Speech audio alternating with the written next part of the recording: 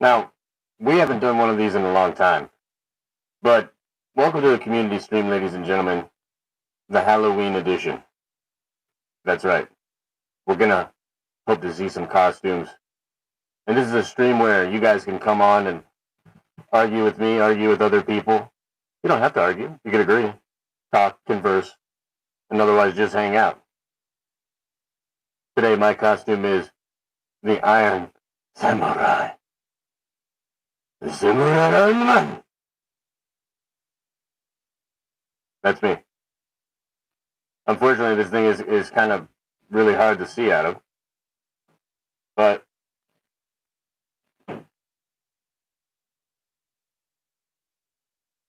check this out.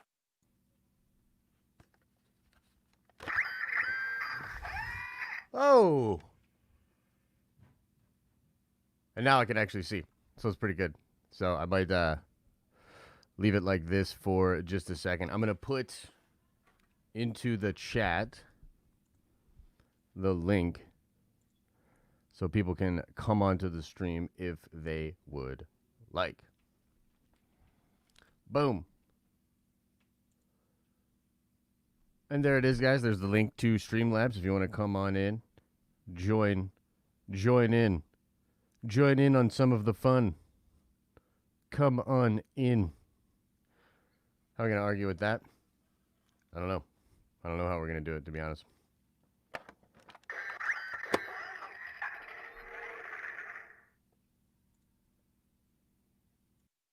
So, the question is for everybody that's into the chat. I want to know. How are we feeling about that Mandalorian episode? It's pretty fucking cool, huh?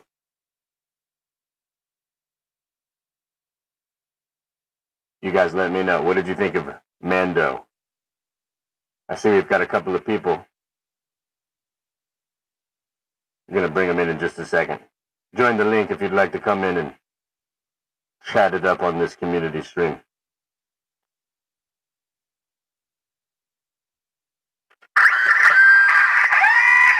That is kind of a bummer. I really cannot actually. I can't see it all. It's like really hard to run a stream when you can't see what you're doing, where you're going on. All right. Let's bring Rob onto the stream. Rob, what is this costume? Hold on. Damn it. Oh no, did it not go? No, hold on. Oh, do you have like a picture of Trump that you're trying to? I do, yeah. Wearing my MAGA hat. Right Trump on. hat. Right on, man. How are you? Doing well, sir. That's good, man. What did you think of that Mandalorian episode? Oh, that was insane. I loved it. Yeah. I caught the last end of your stream. So. Oh, like with Alan or whatnot? Yeah. In the morning? Well, yeah, that was a pretty good still... one, actually. I don't know. I see it. That kind of. You kind of got it. Trying to do the things backwards. It's hard. Dude, you're telling me. All right, let's bring a couple other people onto the stream. Let's bring Stormy on. What's up, Stormy? Wear your fucking mask, people. Wear it. Yeah, what kind of Halloween costume is that? That's not a costume. Yeah, this costume, man, it's my mask. Lord. That ain't no kind of costume. Yeah, it is. I have a Mickey t-shirt. Is that a costume? I don't know. I don't know, man. I don't know. But it's good to see you, man. How you been? Yeah. How are you, man? I'm good. I'm a little busy like lately with work. So that way I'm not like at the streams like all the time anymore. So yeah. But yeah, I'm having a great time. I mean, it's not that great because like my country is going back in lockdown as of tomorrow. Yeah. But it seems like a lot of European countries are gonna have to do that. Yeah, it's sad. Yeah. But like with me, everything is okay. Yeah, that's good, man. That's good. Let's bring a couple other people on here. Let's bring Freeman on. Uh-oh. Oh, snap. Someone's geed up. Are you a ninja or a particular samurai, Freeman? Particular samurai? I am the Rona warrior. Oh, okay, nice. The Rona Warrior. I like it. I like it. I like the background too. Very cool. Oh, very good. Oh, you like the How setup? you I'm been, over man? here, Yavin base. Hey, it's been a long time, man. How you doing? I'm doing well. I'm doing well. Yeah, it has been a long time. Couple months. I'm gonna take this Yeah, off because yeah. it's hot as shit in here. No, Oh, it's can all we good. curse? That's like me with this. It's like hard to keep this thing on because I can't see anything. Yeah. When I'm doing it. Let's get Eric in here as well. Eric, what's going on? Another match. Hey, it's great. Seems like you have the same costume as Stormy. Yeah, I'm a watchdog. A watchdog. Very, very cool. Very He's cool. a COVID patient. Yeah, right. All right, let's start. Let's start with Mandalorian or whatever, or we can kind of just go into whatever you guys want to talk about. And also, if you Want to see the are rest of my watching, costume? I'm sorry. Want to see the rest of my costume? Absolutely, yeah. Can you see? I can kind of see it. It's like a robe kind of It's a thing. suit. Is it a suit? It looks like it's almost like a suit. I couldn't find my tie, though. That's all good. What's the costume? What's it supposed to be? It's supposed to be a watchdog. Oh, Wait, what? Who's Oh, supposed to be? okay. a watchdog from the game. And from the game Ah. Watchdog Lucian. Oh, okay. All right, cool. Well, it looks like we have another person that we're gonna bring in here. Let's bring in Obi Mish Kenobi. Okay. What's up, Obi Mish? Oh Whoa, snap! Saber and everything. flex, flex, flex. You know what? I'm gonna go ahead and say that's a million times better than Stormy's friggin' Rona mask. But mine's So- more important. Yeah. So let's go around. Let's go around first and just I'm get on the everybody's phone, kind of by the way. take on Mando 1. We'll start with, or rather, Mando Season 2, Episode 1. We'll start there, and then we'll kind of go into some of the other nerdy stuff that's going on. And if you guys have any questions that you want to ask me, you can let me know as well. But Rob, we kind of talked a little bit about it with you. You said that you thought it was awesome. Stormy, what did you think? Did you see it yet, or what? Yo, that's the problem. I haven't seen it yet. I was planning to watch it like in an hour after the stream. So, Yeah. but I think I heard positive things, so I think it was very good. Yes, I think so. I think it's majority positive. I haven't really seen much negativity with it. Has anybody seen anybody that didn't like it? No, not No. really. Not yet. Yeah. No, not really. Obi Mish, what did you think of the first episode in season 2? I liked it. It was, I mean, honestly, it was a lot better than I expected. I think that there was a lot that, like, the first season, a lot happened, but it also felt kind of slow. So I was expecting the second season to start off that way, where, like, they didn't really expose anything. But we definitely saw a lot more than anticipated. And you called it, Yeah. Josh, obviously. Well, yeah, I mean, we we had been kind of on it or whatever, but yeah, I felt like it was such a good episode, man. I watched it again. I watched it again like after I like woke up and was a little more rested, and I'm really into pretty much everything that was in there. Eric, what do you think? Did you see it yet? I saw half of it. What did you think? It was okay. I mean,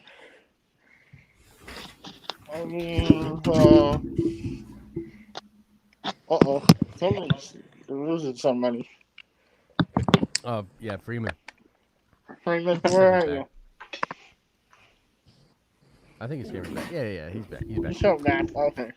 Are you a big Star Wars fan, Eric, or is like Marvel Yeah, or I'm DC? a big Star Wars fan. Oh, okay. We got to So, finish the the episode, Mandalorian man. was cool. Yeah, I liked it. Yeah. Cool. Freeman, what did you think, man? Where are you at? Oh, I loved it. episode? I love Yeah. it. This was like one of my favorite starts to a season that I've seen in Yeah. like recent memory, honestly. I mean, not like even outside of Star Wars, I think this is a great opening to any series. Second Bold. season. Yep. Yeah, I agree with you. it's really bold. Yeah, I don't know. I'm kind of hoping they just go right into you know what happened at the end of the episode. I'm hoping that we kind of go right into that into the next episode. Yeah, I noticed that like half of the shots that we've seen in the trailers were in this episode, I so they know, really dude. haven't showed us anything. I Like know. they haven't showed us anything, which I'm like starting to appreciate now because of all the stuff that we saw in this episode. I'm like, oh well, okay. If this is where we're headed, like I'm looking forward to these next 7 episodes. Yeah, very true. I want to see. Can I get Mike in here as well? Oh snap! I can. Oh hello, Oh. Mike. Oh, motherfucking it's Mike. Porter. Hey everybody, how you doing? I don't know if you see my Marvel T-shirt and my Deadpool toboggan and all my accessories. I'm the Marvel Maniac. Thank you. Oh, Marvel nice, Maniac. dude. Thank you. Come on. Very cool, Mike. You're looking good, man. You're Thanks. supposed to be there, Mike. What am I supposed to be? Yeah. The Marvel Maniac. Marvel. See, if I Maniac. explain it, it's not really that good of a costume. It looks like Explain it's you actually not got that cool. you got a mascot with Deadpool. Yeah, it's it's a Deadpool toboggan. Deadpool toboggan. Okay. Oh, that's Very sick. cool. It was an And you easy got Thor's costume. hammer. You just go around the house and get all the nerdy stuff you have, Yeah. and you just collect and you go, look, I've got a costume. It's better than a mask that you have to wear out in public. Oops, sorry, Stormy. I should have said that. I No, you apologize. should have said it. It's true. Stormy's just rocking his COVID mask and he thinks it's good enough to get him onto the stream. He's lucky I like him so much.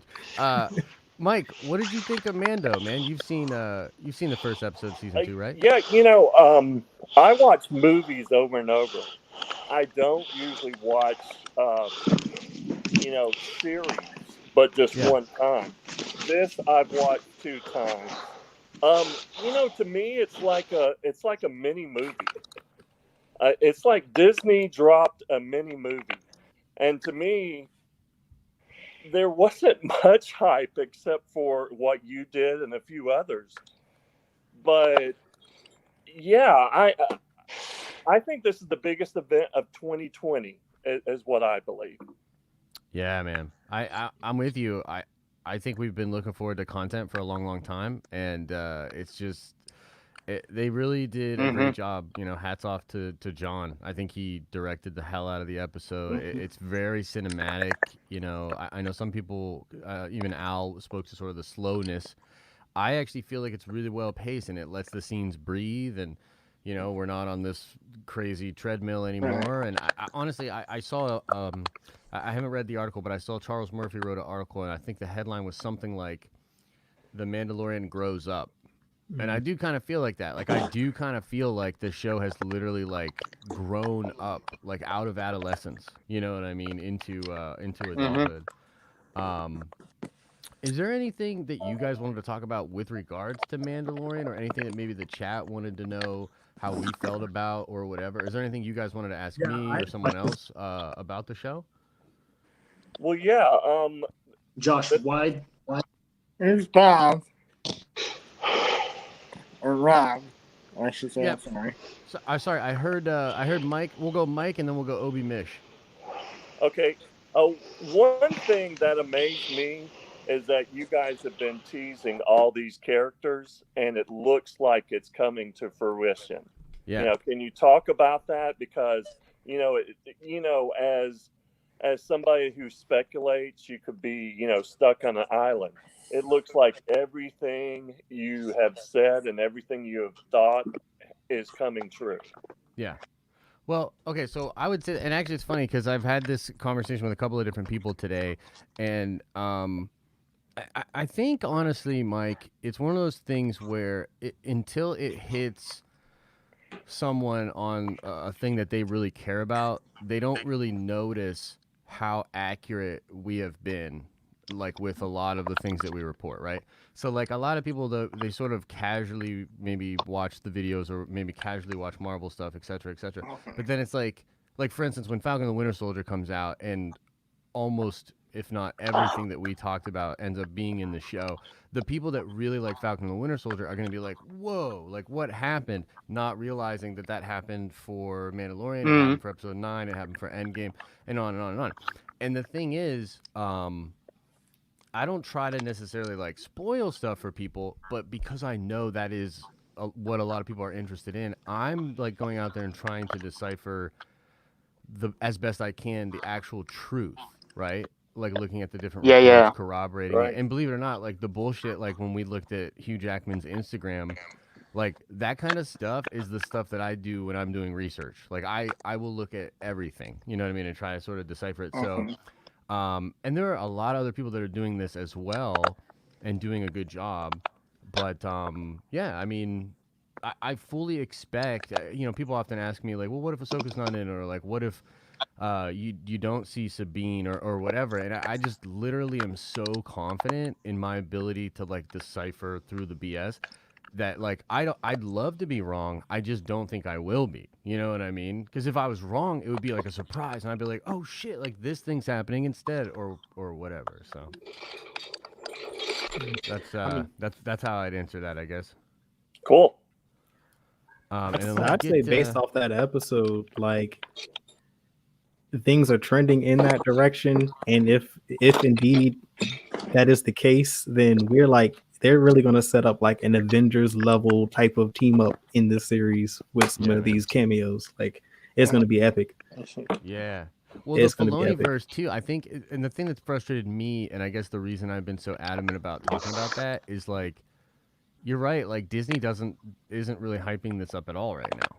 You know what I mean? Yeah. And Star Wars fans, particularly after the sequel trilogy, they need something to cheer for. They need something to get excited about. The Filoniverse is it. Like what they're doing with these suite of shows, it's so cool. Like that should be the thing that's getting people excited. But you know, Disney for whatever reason wants to hold back on that. All right, I'm gonna bring back in Obi Mish because Obi Mish had a question. Obi, what's your question, man? Yeah, sorry, Josh. I don't know why I keep getting kicked out. And I went with Obi Mish because my name is Misha. So Obi Mish. Oh, okay. I figured it works. Gotcha. Anyway, no. So why didn't Mando's parents hide in? I just rewatched season 1 like this last week, and I was like, wow, that hole was way big enough for Mando's family as well. And it was honestly, Mandalorian was even better on rewatch than the first time around. So why didn't they hide down there with him? That was like the only flaw Yeah, it's interesting, right? I mean, at the end of the day, I don't know how much it actually would have affected things because the Death Watch, or sorry, the bots end up killing his parents and opening that thing up anyways pretty soon afterwards, right? So it probably wouldn't have made that much of a difference, but yeah, I mean, I guess their rationale is probably like we're gonna keep him safe and do what we can to try to distract or whatever, you know. That's how I interpret it. It was like a distraction. Like they were hoping they could drop him off and they wouldn't see where they put them, and then they would take off and hopefully he would have survived. Yeah. No, yeah, I think that's kind of where I'm at with it too. Nice. Let's see if we can get Tim in here. Oh, well, let's get Rob back in here. Tim just got kicked out or something. All right. Well, actually, I've got a roll here pretty soon. I got one thing I want to say, without getting into like heavy spoilers. But if you guys don't mind, because I know some of you hadn't seen the whole episode, but even if yesterday or let's say even a year ago, you told me in The Mandalorian we would get a scene where a book character would team up with the Mandalorian, they would make an alliance with Tusken Raiders and some villagers, and go fight a crate dragon in the Dune out of it called BS. Because I'm like, there's no way. I'm like, I would have been like, yo, lay off the Doomcock reports because this is getting out of hand. Well, that's the thing. Like I think people have that reaction sometimes when I talk about some of this stuff, right? Where like, it can't be. I'm just like I get Is that something that you heard though? Did you hear anything about a crate dragon being in the show? No. Crate dragon was not on my radar at all, and what a pleasant surprise. You know what I mean? Yeah. Right. I mean, even the pearl, like I was like, yo, that's a super deep cut. Yeah. Yeah, and I don't know. I wonder if they're gonna play off of it like moving forward. You know what I I mean? At all. know, Yeah. because based on the video games, like those pearls had kyber crystals. Is that what it was? They had kyber crystals in them. Is that what it was? Yeah, yeah. Because in KOTOR 1, like when you fight the crate dragon, you kill it, you get the pearl, and then it gives you a kyber crystal. Uh, Yeah, yeah. And I think in Galaxies, I can't remember what it did in Galaxies. It did something else, but I just remember in KOTOR, yeah. that fight, that's what resulted in. I think if I remember correctly, I got a purple crystal when I did that Ooh, fight. that's nice. And I don't know if it's a random drop or not, but I know I got a Yeah. purple off of that. So I was mad hype. Yeah, definitely. All right. All right, but anyway, I've got to roll. Appreciate you. Yep. Appreciate you too, man. Ciao. Thanks for hopping on. Yep. See you, man. Anybody else got any questions about Mando? I know it's like the big thing. It's like on I our have a minds a question. lot. Yeah, what's up? Yeah, about the Mandalorian season. Yeah, I wonder. I'm wondering, Josh, if you have some theories on Boba Fett. What's her name? Oh Some no, I got theories- spoiled. Theories on him moving forward, you say? The Mandalorian. Yeah. Oh, okay. Yeah, no, I mean, I've got some theories. I put some of them in the video I did today, but basically, I don't think he will play a super significant role this season, but Okay. I think he will moving forward. I mean, I think John Boba just Fett? likes the character way too much. to Boba not, Fett. Yeah. Okay. Yeah. Yeah. So yeah, as far as like theories, I think he's going to be. I think that it'll be revealed that Django was a foundling, and I think that Boba may well be brought back into the Mandalorian culture, and we'll see how that goes. Yeah. But how do you think he's going to get out of the Sarlacc pit? because remember he fell into that. We don't know yet, and I think that's a big part of the story that needs to be revealed. And I'm really curious, not only how he got out, but what he was like thinking about when he got out. Because you haven't seen the full episode, Eric, but like there's a little bit of that like teased in episode 1. Right, and my right. biggest question was like, so what has he been doing? Or I guess basically the real question is, why hasn't he been doing anything? You know what I mean? So I think a lot of people will be interested in that. I would like to see, a backstory on him. I'm pretty sure we're going to get If that. Darth Maul, Yeah, like I what would we like got to see today. that too. Yeah, I hope so. I think Like- I don't see why not. That was a great backstory Yeah. today. I really enjoyed that. on showing- the Mando episode. Yeah, on the Mando episode, help me out with the character again. Cobb. The marshal. Yeah, Cobb Vanth. Yeah, Cobb Vanth. Yeah, he's a cool I character. want to see how he actually became Boba Fett. How he became Boba Fett? Well, he was trained by his father. He was Oh, so of he's course, like basically yeah. like an altered clone of his father. So he was raised that way. Okay. And is it tomorrow? and you previously said he wasn't. Yeah, so the discussion about him, and we went over this a little bit at one portion of the stream, but I might make a full video dedicated to it, or I actually might make this the video I do with Theory, because he and I are supposed to do a video before Monday's stream, so we're supposed to do a vid, and I think we might do focusing on this Mandalorian issue with Boba, because essentially the members of Death Watch say that Django was just a bounty hunter and that he's not Mandalorian. But if you really listen to the explanation that Filoni gave when he was going through that, it kind of sounds like it just means that Django was not of Mandalorian blood, like from one of the houses, like Sabine or Satine or Almac. So Boba, or rather Django, was probably a foundling, raised by the Mandalorians, like adopted by them or whatever. Oh, okay. Yeah. Where did you get that information from? I mean, I guess that's actually it's make in the sense. interview that he he did a radio interview. Yo, sorry, Misha, what'd you say? Oh no, it's all good. I was just saying that. I mean, he was like an elite fighter, which is why they chose him to be the clone, the original for the clone army, right? So, I guess if Mandalorians are the best in the galaxy, then I guess it would make sense that he has some type of Mandalorian training. Absolutely, yeah. He's like the Michael Jordan of like being a bounty hunter or whatever. Like he was such a stud that they literally just wanted millions of him as their army, which is pretty freaking incredible. You know what I mean? So yeah, it's pretty wild. But how about this, guys? Let's shift into some of the other stuff that's been Worthy going of on. There's been Mandalorian. so much wild stuff. You know what I mean? Like, did you guys have any questions, or did you want to talk about anything with regards to the Spider-Man stuff? You know, the Spider-Man 3, Doctor Strange 2, all that crap? Because I know there's probably like a lot of questions from you guys about that, right? I just want to say, like, oh, sorry. How about we talk about the Falcon and Winter Soldier? Yeah, what about it, Eric? Yeah, let's get into some Falcon and the Winter Soldier. Oh yeah, we can get into that. Stormy, what were you gonna say? You had started saying something.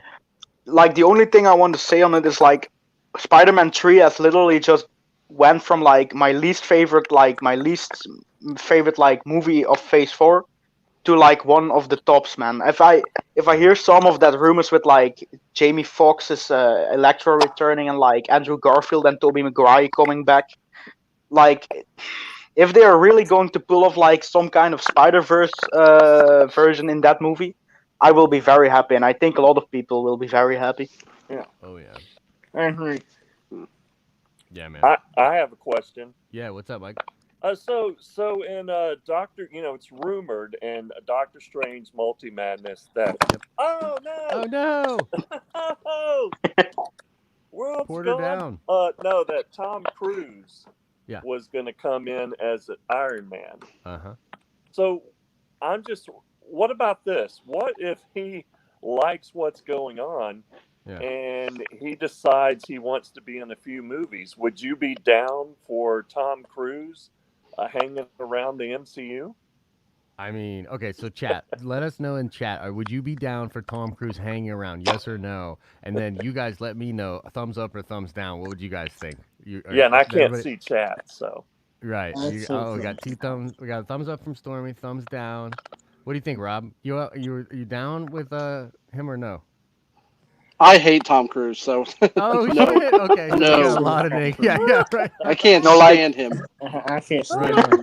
So we've got a lot of negativity on the panel, right? So I'll just tell you from my perspective, Mike. I actually would be okay with Tom being in a movie. I don't think that he's going to, though. I think it's a one and done, maybe a 2 and done at most. But are we talking him having him like Tony Stark, like a new version of Tony Stark, or having him like a new character, like a totally different superhero? I think he would be because I think he would be an evil Tony. Oh. But doesn't Tony Stark like have like an evil nephew in the comics, like? Yeah, yeah. It's Dominic or something like that. I'm forgetting, but I think it's like somebody attached to AIM, or maybe it's or something like that. Yeah, no, I remember that, but I was thinking more of there are a couple of moments throughout the comics where Tony Stark like is legit evil, like in the Axis event. They like turn all the bad guys good and all the good guys bad. And then Tony moves to San Francisco, and he installs this weird app on everybody's phone that makes them all beautiful and like studly. And then he gives it to them for free, and then it wears off, and they all go back to being normal. And then he like charges them $100 a month. It's like crazy. Like he does like some really messed up stuff. And so I want to see that version of Tony played by Rob's favorite Tom Cruise. Can we change that to maybe possibly having that in real life? Yeah, no, you never know, man. They'll figure something like that out on the phone eventually, right? They'll probably suck out 150 pounds of fat and make me look like The Rock. Amen, dude. Yeah, that'd be really cool. Yeah. What else is going on with Spider-Man? Like what? So do you guys Because I think one of the things is people saying it's like too much, right? A lot of people are concerned Yeah. that it's too much. Like, what do you guys think? Too much? Like I think it's like it's becoming like very different from what it was shaping up to be, because like at the end of Far From Home we were all thinking that it would be like this Spider-Man on the run, like Spider-Man having to find a lawyer to like get him out of like the situation he's in, but now like it's shaping up to become more and more like Spider-Verse like things. So like I don't really know like what's happening to that movie. I think it all has to do with DC going more and more to the multiverse, that Marvel is like trying to do more and more to like be first with everything. You know what Marvel likes to do over DC. Yep. I'm not really sure what they are doing with that movie, but I think it will be great. I mean, it's the MCU. It has to be great. Yeah. What about Do you the rest of you think guys? You think that it's too much? Yeah, go ahead, Rob. Marvel is really trying to one up DC, or this is their plan all along? I think that the multiverse was their plan all along, and a lot of the stuff was going to happen.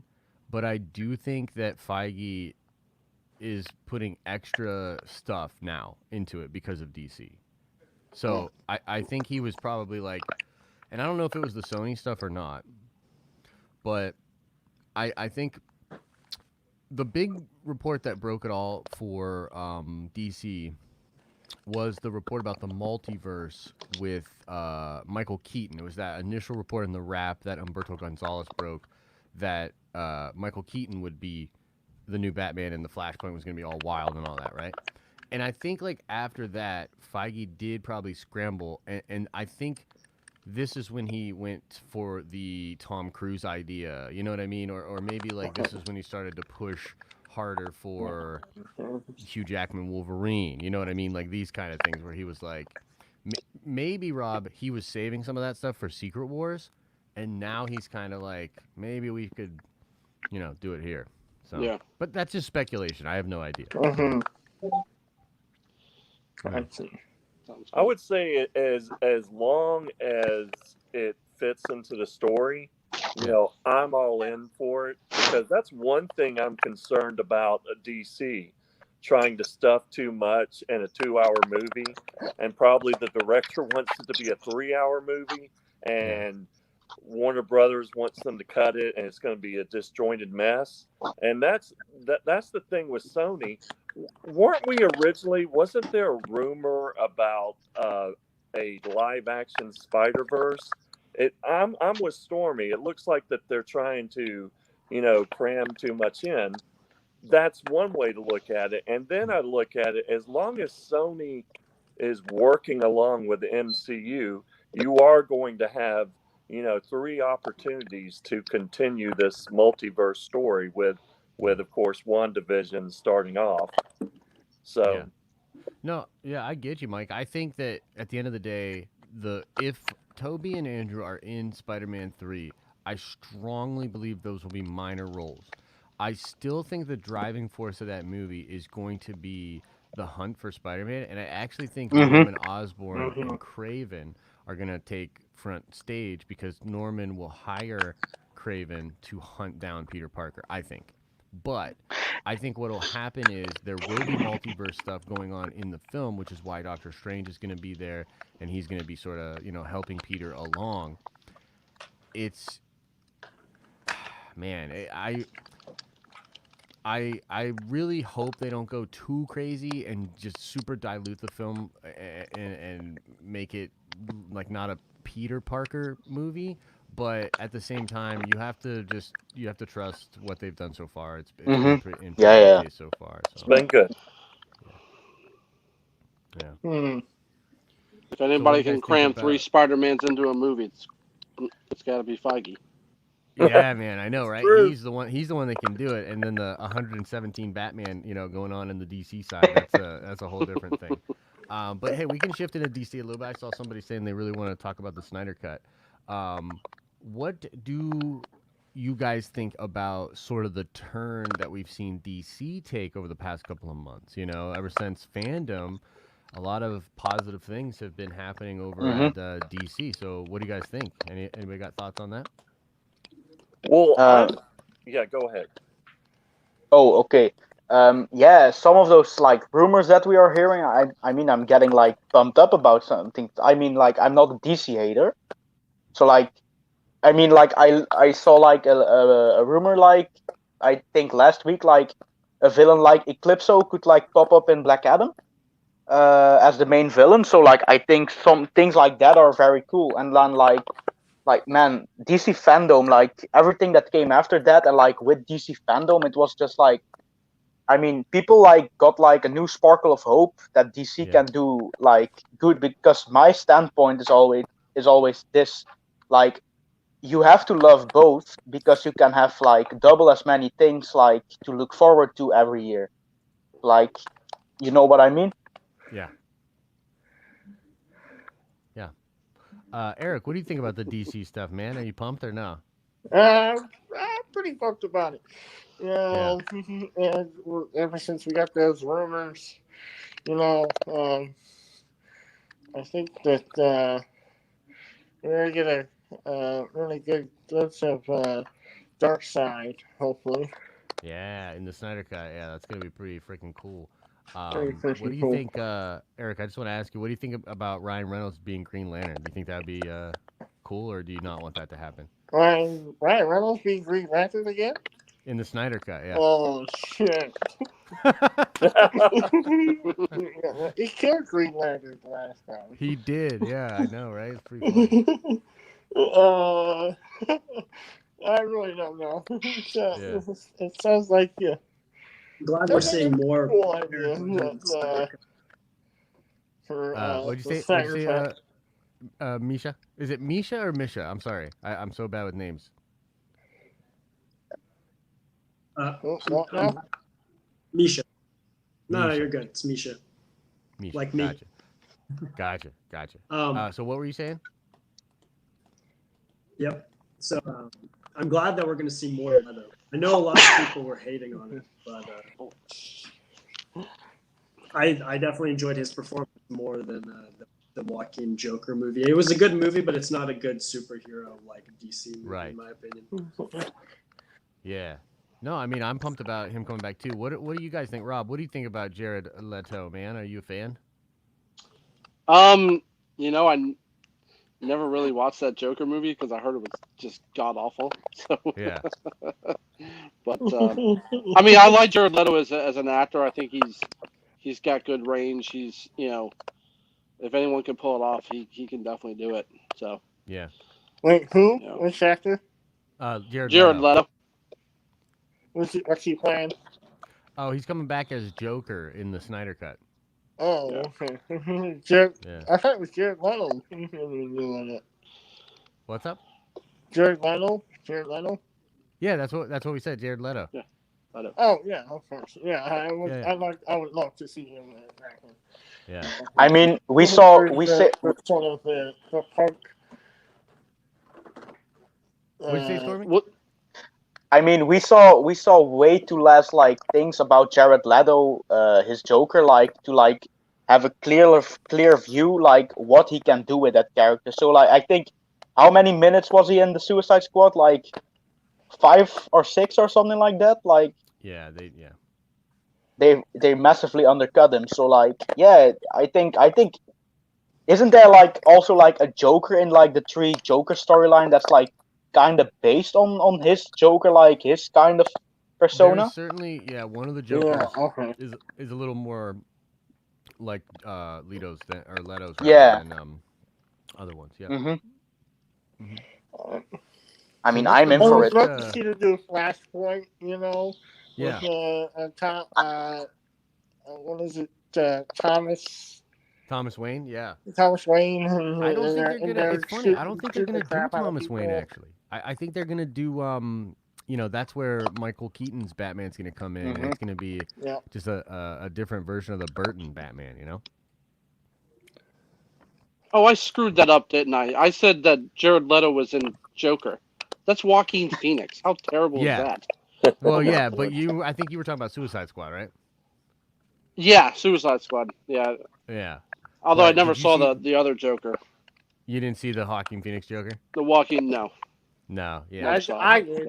Yeah. I probably should watch it just for reference purposes, but I mean, yeah. it's not bad. When I first saw it, I was like, this movie's overrated, and but then I watched it again at home, and it's a good movie. If you like Taxi Driver, it's a lot like Taxi Driver and that kind of a thing. So it's pretty good in that sense. Is it It actually hits. a part of, is that Joker movie a part of the multiverse, or is it just like a separate That one, thing I mean, it's technically in the multiverse, but it's its own separate thing, I would say. Yeah. with the Joaquin Phoenix's Joker? Yeah, it's its own thing. Yeah. I'm going to So- say like one thing, like watching that movie in 2020, it hits different. It certainly does. Yeah. Yeah. So I have a couple of comments. Yeah. What's up, Mike? Okay. For sure. Just not a superhero.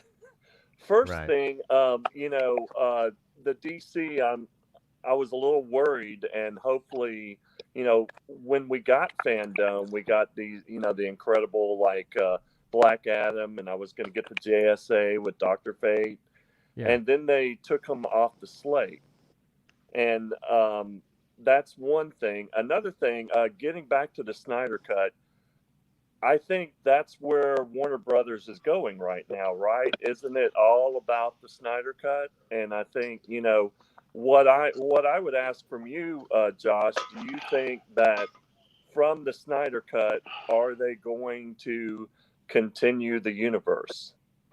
Yeah. I would say, yeah, absolutely. What I've been told by people that I trust, and this has actually been reported by some other people as well, but I've been told that the studio and a lot of the principal actors involved want to do it, but the whole world's in this weird place right now where a lot of people are holding back. Their next career moves are very important, and also the studio. A lot of this is because there wasn't enough signups on HBO Max, right? And so it's really hard for them to justify spending money to develop stuff for the platform when they didn't get the numbers they want. Now, I think those numbers will go up as we get closer to the Snyder Cut, and I think the Snyder Cut's going to blow a lot of people away. And then because that will happen, then I expect the studio and the actors to sign up to do it.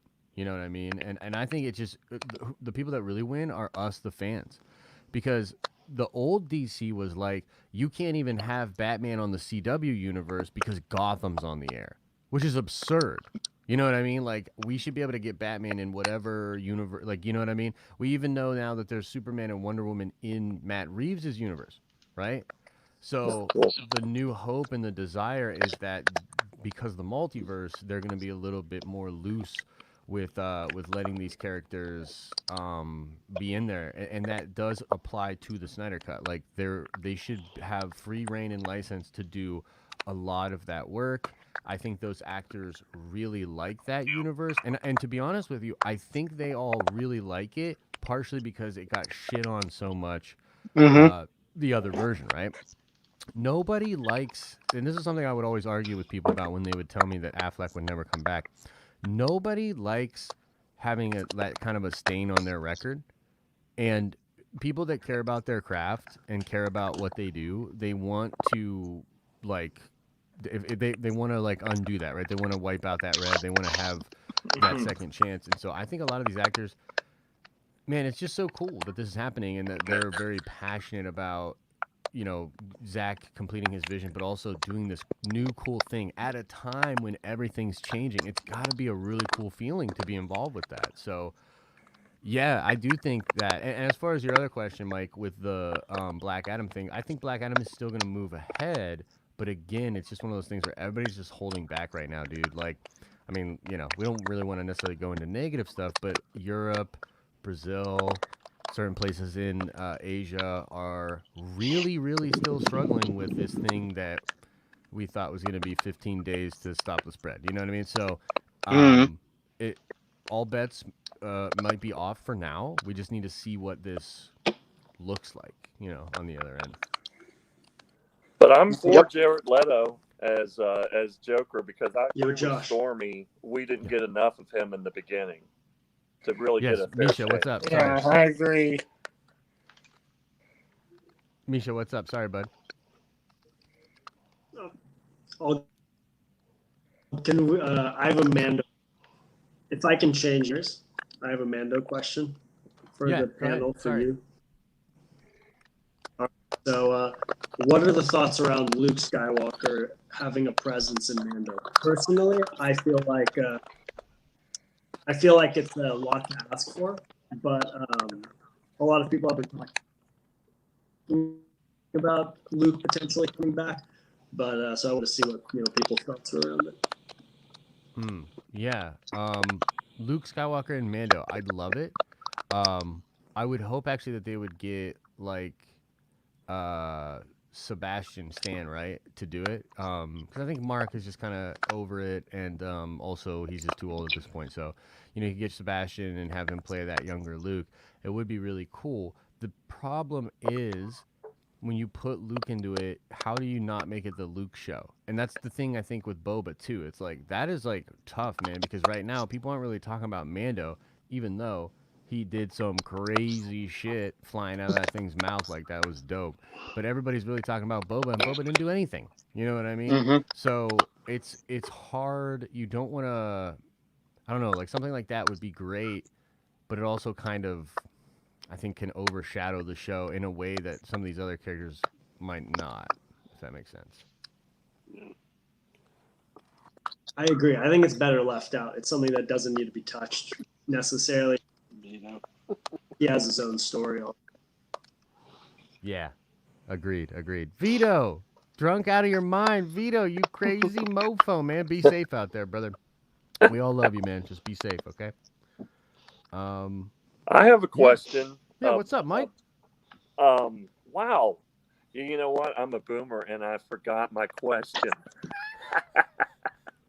It's all good, brother. Yo, what do we guys think about Oscar Isaac playing Moon Knight? Ooh. Yeah, what do you guys think? I mean, you guys have already seen my thing. What do you guys think? Perfect casting. I think it's fantastic. Yes, Yeah. Brilliant. Are you sad, Josh, that they didn't get Shia? I am sad about it. But I didn't even know Oscar was in the running. You know what I mean? Like I had literally never heard him connected to that. So if he had been on that list, I wouldn't have been as into Shy, because I just think Shy is like so crazy and good for it. But Oscar is legitimately probably on the level with Shy. Mhm. You know what I mean? Like he's literally that good. So man. It's the actor we didn't know we wanted as him. Like, right. Yeah. We just didn't think about it. Yep. And it's great casting for the MCU. And he's a high-profile dude compared to some of the other people they've been casting, right? You know what I mean? Yo, now that... going relatively lower status people, But can I just, say this now? Like, when we, have, Oscar Isaac Moon Knight, and then we also have, Mahershala Ali playing Blade, man, if they are really doing Ghost Rider, are we really going to get Keanu Reeves as Ghost Rider? Because can you imagine that's those three the together? star level. Like those three guys having them in a movie, man, that's just $2 billion easily. For that movie, man, what? Yeah. I will freak out if we get all those three. God bless America. It'd be a beautiful. I know, right? Well, it's just funny because it's been a tough one, right? It's been a tough year, but it feels like we're finally getting into some getting back on the rails. Right, a lot of the stuff's being developed. I think the studios are really gonna wise up and give us these movies digitally. I know some people have different feelings about it, but I feel like the writing's on the wall. I mean, especially what's going on with Europe right now. They can't. They just can't push it back any further to hold out for the theater. So I think we will get Black Widow digitally, maybe theater as well, where they're open. But I think from here on out, boys, it doesn't stop. We're in it now, and if you think about it, we're gonna run into a massive year next year of Marvel, leading into another season of Mandalorian, right? You know what I mean? And then there might be another one of the live action shows. Maybe the year following, we've got either Obi-Wan, Ahsoka, or something like that. It's just not gonna stop. You're gonna have the Snyderverse.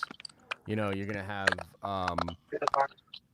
it's crazy. Like there's so much nerdy stuff, and 2020 was there was some lull there, Oh and man. now it's like we're finally back in it. It's a It's a good time to be a nerd. part of the den of nerds. I tell you. Absolutely, Yep. brother. Absolutely, man. Josh is too quiet and Stormy's too loud. Well, I mean that's just a Stormy thing. What's up? Sorry, I man. remember my question now. Yep. What's up? Did the Mandalorian 2 episode 1 bring back Star Wars? I mean, Yes. is it going to bring back the fans pretty much? And from there, is it going to, like you said, it's going to create some spin-offs? Yeah. But will they do something where it's just going to be on its own in Disney Plus, or do you think that it could eventually go to the big screen? Ooh, that's a good one. That's a good question. As I was watching the video yesterday, I actually had this thought, Mike, about theaters where I think theaters are going to change in the sense where instead of being like, oh, well, I watched this in the theater first because that's where it was, you might be like, okay, well, I watched it at home, right? And then I went and watched it in a theater after I knew it was really good. Where you're like, oh, so now I've experienced it. I know it's great. I'm going to, hook up with a couple of buddies. We're going to throw our money together. We're going to rent out a theater and we're going to watch it in the theater because we love it. I think it's just the experience is going to just fit into our day-to-day differently. And so in that sense, yeah, like I would have honestly, dude, I was driving past the theater today and I was like, man, I kind of want to watch that episode on like a big screen, man. You know what I mean? Like it's an epic episode. We got an hour movie today. Yeah, I know. It's crazy. It's crazy. And I'll tell you this, as far as your questions about like putting the fandom back together, I would say 100% yes. I think this is really separating the wheat from the chaff. Now, it is subjective. There are some people that might not love this episode. But I just don't think people are going to be able to honestly look at this episode and say, hey, this is a bunch of corporate people making shit that don't really care about it. That you can't look at this product and not realize that there is love, that there is understanding, admiration. And, John, he's really done a lot to try to cut off at the pass some of that, that Star Wars bullshit that's out there. He's talked about, when he was doing comedy and reading the room and feeling the room and trying to give us what he wants. I don't think this guy has an ego about it. I don't think he's trying to put a message out there. I think he's trying to tell good stories about morality. You know what I mean? And I think that will be enough to put the majority of the fan base back together. There were some moments in the episode, like with the little droids where the one like gets the thing sucked on its face or whatever. To me, that scene is so important because it's a goofy ass little scene, but it doesn't derail the episode. So John has found a way to like do that Star Wars humor, do that George Lucas thing, put it in there for the kids, but it doesn't derail it. You know what I mean? So just like frankly, man, we're in better hands. And I think that we can finally, hopefully, get past this, It's like the Star Wars we fell in love with to begin with. Yeah. Yeah, I agree. I agree with that. Yeah, I agree with that. It's true. Yo, let's bring in this guy, Filoni's a executive Star producer Al Schuler. Yo. Ladies and gentlemen, Ow! what is up, Al? What up, man? What up, man? Going strong. Yeah, Still man. on it, man. You've been doing a lot of content in Got the the past line of 24 Funko hours, Pops. bro. Hey, man, got to give the people what they want, man. Got to give them what they want. Yeah, man. That's What's cool. good, everybody, man? How y'all doing? It's a beautiful doing night. That's what's up, man. That's what's up. What have you thought about the stream so far? Anything pique your interest that people have been bringing up? Hey, man, just a lot of dope shit. But I want to circle back to the Spidey thing, man, because I heard, if I can, like some people were, talking about the concerns about what the Spider-Man 3 movie will be and just having like all of this stuff crammed into it. And I think what we all kind of forget with that shit is that this is Feige we talking about. Like this dude knows his shit. This isn't DC trying to do a multiverse thing hitting the ground running. Like Feige's been planning this for over a decade. So like to think that there would be a situation where this movie wouldn't pop off the way that we all hope it will. Like, that's just crazy to me. Like, I can't see how people are afraid that this movie's gonna have too much in it. Like, there's no way. Like, even all the talk of the cameos and all that shit, like everybody talks like Tom Cruise Iron Man is going to be the focus of a movie he's in, or bringing Electro Jamie Foxx in is going to be the main villain. Nah, man, these are little tidbits and nuggets that are going to build that multiverse, like that multiversal structure that we all want to see to lead up to Secret Wars. Like, this is the shit that's like laying the groundwork. So it's like, just chill, y'all. It's gonna be cool, man. Just wait and see, man. This is Feige we're talking about. This is Feige. And the thing too, other thing with it is, I think what happened in this situation was you had Sony talking multiverse, and they were trying to do their Spider-Verse thing, and it wasn't really meshing with what the MCU had, and DC kind of forced their hand to where Feige was like, look, if we want to really try to keep a leg up on DC, this is the way we do it. I know we were saying, we were kind of at odds and shit, but let's like put all that aside. Let's figure out a way to get this done, and let's just get it right. And that's what this is. So if anything, I'm glad for DC, even if like I'm not a DC fan, which I am, but I'm saying like I'm glad that they did this shit, because it's forced, Sony and Disney to put that shit aside and give the fans what the fans want to see. So like from that perspective, man, I'm just like, let's get it. Like that's what's dope to me. Like I think we just need to chill, let it develop, let all the news just keep coming in, and just keep anticipating it. And then when the movie drops, then we all get to see what's really good with it. Yeah. No, for sure, man. I'm with you. And I'm trying to figure out who's got the noise. People are saying the noise in chat. And I was trying to like mute people and stuff to see who it is. I'm not sure. I think it might be Mike, but I actually think it might be multiple people. It might be Eric and Mike. But yeah, we'll figure it out. Let's get Lavis in here. Lavis, what's up, man? Yo, what's Lavis. up? Hey, Oh, he's wearing the mask. What we doing? Hey, what's goody? Heard we in here talking about Spider-Man. We were talking about Spider-Man. Yeah, Spider-Man. What are you thinking, man? What's on your mind about this? And I'll knock out some of these super chats in just a second, guys. Yeah, well, I mean, shoot, when it comes to Spider-Man, I have to agree with my man Al over there. It's just we talk about Feige. I feel like they got the plan. They know what they're doing.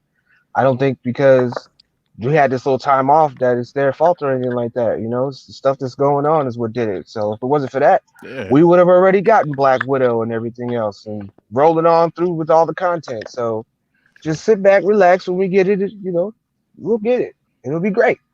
Just calm down. Amen. That's it. Everybody, calm your ass down. Right. Relax. Brendan says, Iron Nerd and Obi Mish, love it. This is the way. Thank you for the support. Appreciate that. We got one coming in from Rights Review, says it's $5 to fix that terrible noise that sounds like someone is chewing on marbles and drowning out loud. Yeah, I don't know what it is. Hey, look, it is what it is on community streams, because we're not all professional YouTubers here. We just got to deal with that. You know what I mean? It's more about it's more about the conversation and whatnot. All right. And then Vito is just ripped out of his mind, man. Yeah, Vito is feeling good, bro. I'm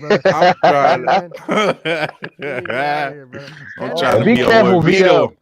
Say, I think Lavish shipped Vito some of that purple drink, and that man over there feeling good. Yeah, man. That's that Lavish special. Yeah, get that in the in the thing real soon. I know Kendall wants to get in here. I'll probably rotate some people out, guys. Those of you that have been here for a while, I'll probably rotate y'all out in just a minute. Any last minute thoughts that some of you guys have had? No worries, Josh. Yeah, could I just like bring up like one more thing? Yeah. Yeah, like what are we thinking about? Like what's like shaping up to be like another great movie? Like what's happening with the Shang-Chi and with the tournament, man? Dude, that's got me very excited. Yeah. That's like some of the characters in that league. I mean, that league could be like not true, but like some of the characters in there, man. Oof. Yeah. Damn. No, I agree. I'm quite excited for it. But how do y'all feel about it, man? Mike, what do you think, man? What's your feelings on Shang-Chi? I'm excited. Just.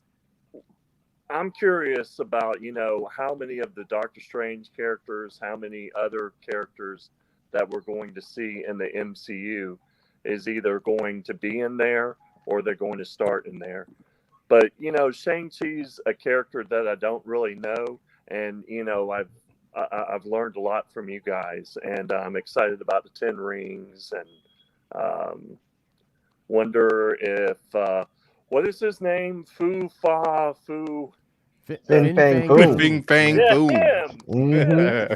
I want to know more about him, and could Dormammu show up again? So, Yeah, He's supposed to be in there, and that'd be and cool. the Doctor Strange And too. I Yeah. have one more question. Yep. I have one more question before you shuffle me out. Yep. Do you like my beard? I do like it, actually. I was gonna Yeah, say, It's perfect. I pretty see good. you. I see you. My wife is calling me Marvel Santa. Marvel Santa. That's perfect, man. You got Right. a ways to go I'm before here you get the for it, Star bro. Wars Santa language. Right. Yeah, Most man. definitely. I agree. That's all I got. All right, sounds good. Misha, Rob, you all got anything last minute stuff before you all get out of here? Yeah, I got something on Yeah. Yeah, man. Shang-Chi. What do you think? So, I honestly think that they're setting it up to tie in phases 1, 2, and 3 with phases 4, 5, and 6. Okay. I mean, or 4 and 5, if that makes any sense. Kind of like what they did with Spider-Man, how they went all the way back to the first Iron Man movie, and they're gonna use a lot of those characters to tie it all, to bring it all together, like in this massive tournament. Yeah, It's no, just a I theory actually I think have. that's probably exactly what they're gonna do, right? Is like bring in some of the more obscures, sprinkle them into Shang-Chi, and you're right, because it's like because you got some of the mutants and stuff, but then you also got like Mordo and like Hit Wong and stuff coming in there. So you're right, dude. It's like a beautiful little blending. Man, I tell you, let me ask y'all something real quick. This has been on my mind. And I just want to know what you think about this, and then I'm gonna rotate out Stormy, Misha. I'm gonna rotate the people that were here early out. But so the A-Force movie, okay? It was reported that Victoria Alonso really wants to do the A-Force movie. Now here's the thing, guys. I'm just gonna keep it a buck. Not my thing, right? I'm not really feeling it. However, kind of feels like between like Shang-Chi, Falcon and the Winter Soldier, maybe even potentially what's going on with Peter. It kind of feels like we're getting some guys films, particularly with Shang-Chi. If Shang-Chi is really a guys movie, I might end up being like I'm not going to get super butthurt about like Miss Marvel doing its thing, Captain Marvel 2, or even A-Force. That's just me personally. What do you guys think about that? And I want to start with Rob, actually. Rob, what do you think, man?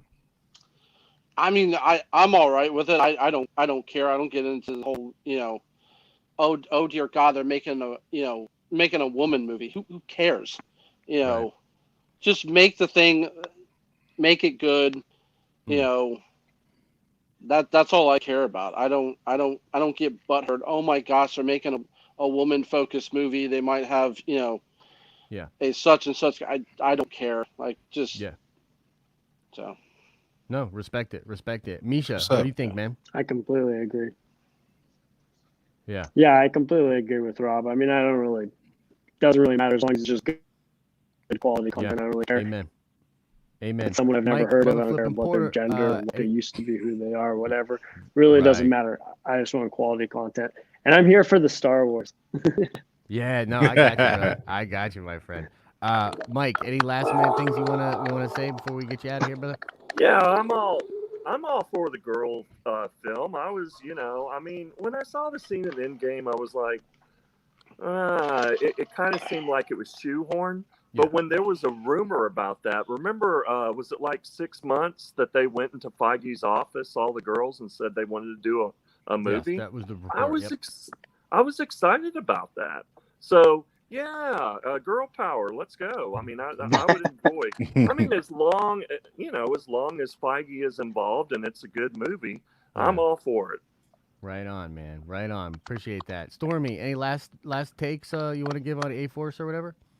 I mean, like, yeah, the end game scene was kind of like forced. You know what I mean? Like, but no, but like, for someone that like, doesn't speak English as your first language, man, you're pretty sharp with that. That's pretty funny. No, but like, isn't Captain Marvel too like shaping up to become like more and more like Captain Marvel and the A-Force? So like, I mean, I would be down for an A-Force film. I mean, A-Force could be like a cool concept if done right, you know. Yeah. No. Yeah, I got you. Well, all right, But I'll guys. leave it Thank at you that. so much, man. I'm Yo. gonna get Stormy out of here. Thank you, guys. Thank you so much, Mike. I'm Thank taking you, you out. guys. Misha, thank you so much, man. Rob, thank you so much for being here, man. Appreciate. Let's bring in Kendall. Let's bring in Mike. Gentlemen, how are we? Good. How you doing?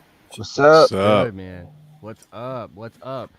So What's we've talked good? about a lot of different things. I don't know how long you guys were watching, but the whole purpose of this is just to kind of crack it open for y'all and just get into whatever you guys want to get into. Kendall, I think you were in here first, man. What's on your mind? What's on your mind? You got any questions about anything that's going on? Anything you want to just say to the people? What's up? Yeah, so I've been sitting here thinking, listening to you talk about theaters and how actors in Hollywood is changing and no more of these big dollars for these actors and everything. I think at the end of the day, one studio is going to be able to pay out that top dollar. Well, it's going to be a few, but Marvel is going to be one of those one studios. Yeah. I think there's a chance down the line that if Robert Downey Jr. doesn't get the money that he wants from other films, and Marvel feels like it's the right time to be like, yo, come back. I think if they pay him enough and sell out enough, I think we might get another Iron Man. Yeah. I think that's possible think it just could through happen, that too. money, grab Yeah. thing, man. No, I agree with you. Actually, I think that he could absolutely come back. I guess the question is, and I'll kind of open it up to everybody on this one. Would we want him to be back in somewhat of a permanent role? Would you want him to come back for just a cameo? Like, what would you guys want? Al, what do you think, man? Yeah, man. I honestly want to see them kind of let Tony breathe for a little bit. Like if they brought him back, bring him back post Secret Wars, like if you want to do that. But I would want to see him come back and kind of pass the mantle on to somebody else, or maybe like he's in the Illuminati or something like that, where he's got like that kind of a role. But it's like we got the Infinity Saga was in my opinion, the Tony Stark story. You know what I mean? Like we saw it started with him, it ended with him. We got the ending that we wanted from his arc. So bringing him back, I think would kind of overshadow some of the shit that they do moving forward. So if you bring him back, you can do that, but it has to be kind of make him more of a Nick Fury type at that point. You know what I mean? Where he's coming in and he's rounding up, he's out leading the charge, bringing people to the table to do what they do, but let him play the background for the most part and be that advisory person. So I saw. Yeah, I'm thinking Robert Downey be like 70 by then. Yeah, like I can't stand you, Al, because like you just took everything I was about to say. You know how this works, dog. Every little thing I was you about know to how say. this works, bruh. Like, Come on, man. See, that's why we can't be on the same community stream because we gotta take turns. Look. Tell you that everything Al says. See, Hey, that's why I was like, I was sitting here rolling the dice, like, come on, Josh, let me get in for live. Just like you had the video out before him and all that too, right? Yeah, you know how it is, man. Whatever, man. Mike, what do you think, brother? So I think it's interesting. I'm with Al a lot too, and I think in the chat you guys see me talk about this a lot. I think we don't want to lose what Tony, but at the same time, RDJ's RDJ, and everybody wants more of that. And so, how can we have a little bit of both? I think the comics, when they kill off Tony for a good portion of time, he comes back as AI. Right, he's that like AI. He becomes, Jarvis, basically. I think that may be something that they could kind of explore, where it's more he can be that AI. He's still there, but he's not a focus of, and taking, like Al said, let the other characters kind of grow and breathe. Let them get some spotlight, and then have Tony in the background, kind of feeding into that, through the AI aspect. I think would be a really good part of it as well. Yeah, that AI thing is something people bring up a lot, and I think that would be pretty cool. Oh, thanks, Stormy. I appreciate you, brother. Thank you, man. I always thought he would come back for Secret Wars. You know what I mean? And I always felt like Secret Wars would be the place to take some of your legacy characters, including Cap. Like, I think Cap with the Infinity Stone and Mjolnir, you know, when he goes into the time machine with that, I just immediately thought that dude's gonna pop out on Secret Wars with that. You know what I mean? Which I think would be really, really cool. But I don't think I would want him to come back and then just be alive again in the universe. You know, like Yeah. maybe he's there on Battle World and he's helping out or whatever, knowing that he'll disappear. Maybe as a stretch, when he comes back, he remakes his AI to help train his daughter in the future or something, and then we could maybe have him in a more permanent role through AI or voice work. But yeah, I think he will be back, and I think people will go nuts for it. You know what I mean? Like, I really do. Like, it's a comic book thing. They always come back. You know what I mean? So I wouldn't be that mad about it. Yeah, they just got to do it at the right time. That's all it is. It's timing. Like, you know, if he's like a great beard, he's seasoned, you know, Robert Downey Jr. at like 75. Yeah. No, I got a question too for you. What's up, Mike? With Secret Wars and everything else, here's my thing. My one question would be like this, and like with the current situation with what we had with the end of Endgames, would you like to see old Steve Rogers, like in Secret Wars? It's old Steve, right? He's kind of depowered and he's Commander Rogers.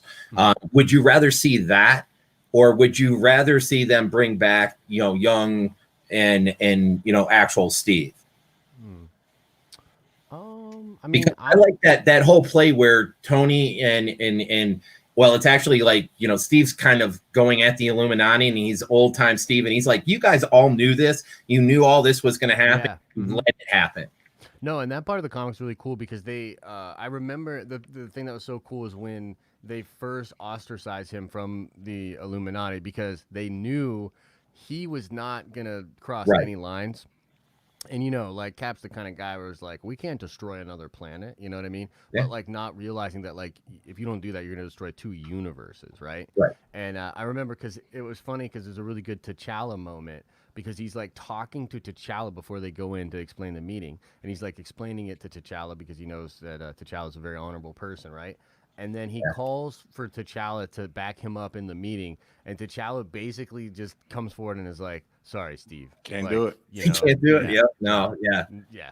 That's the other thing too. Like, you know, Secret Wars has so many great moments in it, but they need certain things in order for it to really mean something. So, like, I get where you want to go to Secret Wars, like you want to be there, and that's the thing. I do too. I want to get there, but like, you know, that interaction between like T'Challa and Namor, especially towards the end. You know, you can't have that if you don't have that background, right? And without us having that, there's a lot of key pieces that I think we really kind of need before we get there. And I really hope they take their time. I would really love to see like another 10-year buildup. And I know that's not what you want to hear. And most people don't. But I don't know that I am in that much of a rush to get to something that could be really that great. Yeah, and I think that's totally fair. I'm just curious, Kendall. What do you think about that? Like, do you think they should take their time? Do you think it's 10 years? Is it 6 years? What do you think about like a Secret Wars kind of thing? I'm kind of on you guys. Is like they at this point I feel like don't have time to really like sit around and kind of wait for it to build up. I think like, you know, you built up phase 1 and phase 2, and during phase 2 is when like a lot of the normies started to come in, which is like myself. I started getting more deep into it, started watching more YouTube videos. Now that we're here, we want that type of level of stuff. You know what I mean? Like that type of level of stuff is still something that a lot of people I consider normies now might want. So I think it's something that we kind of got to move forward into, and like having Disney Plus like allows you to tell that story and accelerate it and move it forward a lot faster with the amount of content that could come out. So I mean, I feel like it is kind of that shorter time span to where it's not that 10-year wait till Endgame. It's probably like 5-6. Yeah. Al, what do you think? Yeah, I think Secret Wars is like at least 5 to 7 years off. You know what I'm saying? Like we have there. I don't think they're gonna rush that because they see what they did with the Infinity Saga, and it's like we kind of knowing and anticipating what's to come, feel like it's right around the corner, but this is going to be a slow burn. You know what I'm saying? Like I think we will get like the Black Panther Namor kind of groundwork laid, I think the first thing they're going to have to do is figure out that transition from, T'Challa to whoever it's going to be, moving forward. But that's going to be like, once we get that out of the way, then it's like, okay, let's start planting seeds for this shit we know is coming years and years down the line. And for us, like the people that know what's up, we're going to be kind of on the edge of our seat waiting to get to that climax. And the normies are going to be kind of along for the ride because they have the base of what they got from the MCU.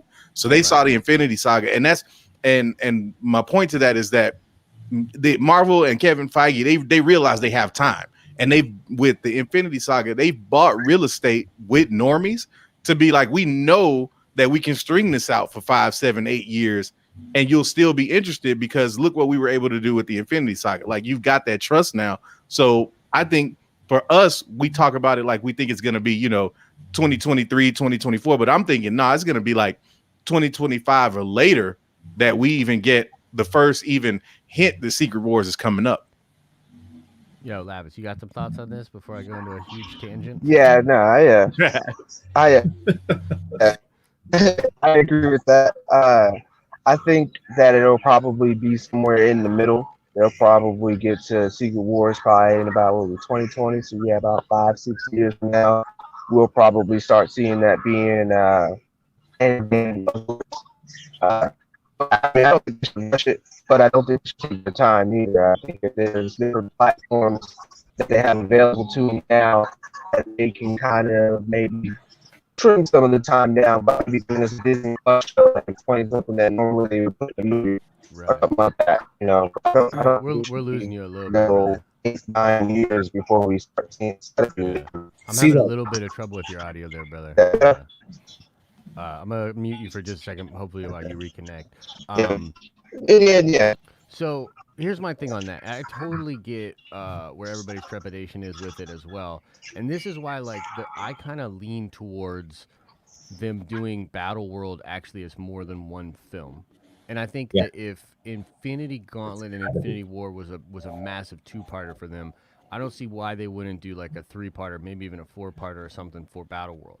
And so what that would mean, because it's such an interesting story to try to tell cinematically, and this is why I think they will bring back some of these characters to really lean on already established relationships and things of that nature.